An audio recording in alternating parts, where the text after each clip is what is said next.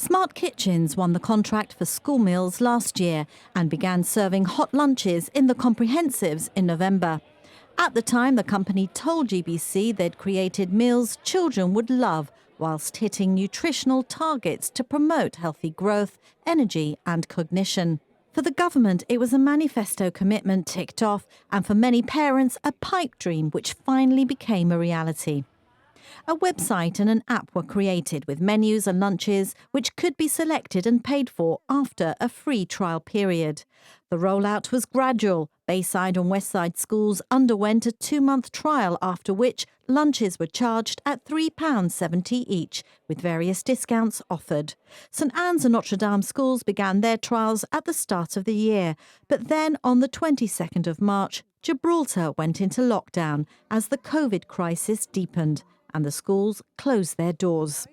Now GBC has learned that Jasama Limited, trading as Smart Kitchens, has gone into liquidation. A source close to the company said school lunches was always going to be a difficult project, but he said the COVID-19 pandemic was the final nail in the coffin. The company went from producing 3,000 meals a day to just 100 during the lockdown period.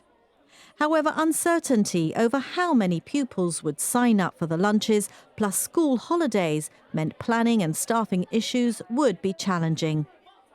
The spokesperson told GBC that a great deal of money has been spent on the project and the cost of continuing would have been too huge. In particular, as social distancing means large gatherings in the school's lunch halls could prove difficult. The future, he said, is just too uncertain. Speaking on GBC's Direct Democracy programme, the Chief Minister said it's unlikely that hot school lunches will return before February next year. And Fabian Picardo confirmed there would be another tender process to find a new catering company. So unfortunately, as you know, we introduced the school lunches this year. This year has been a year where we've not been able to see the schools operating in a normal way.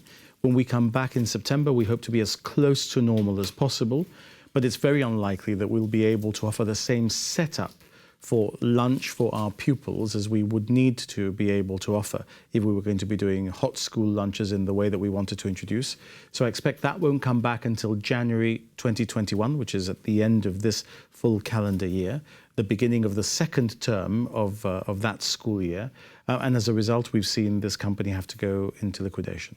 So will you look for another company? Is that what the government is going to have to do now? So the way that we did it last time was we went out to tender and we chose the company that we thought offered the best option for the children who are going to be the beneficiaries of this food. We had great success when the company started. Unfortunately, for the reasons that we've seen, we haven't been able to operate schools normally, as I've discussed.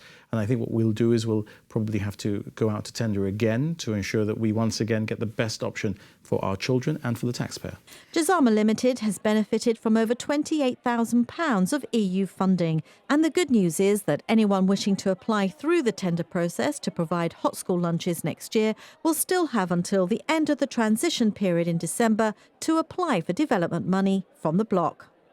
As for parents, for some it could mean packed lunches once again as from September, at least until a new service provider is found, although lunchtime arrangements for the new school year have yet to be revealed.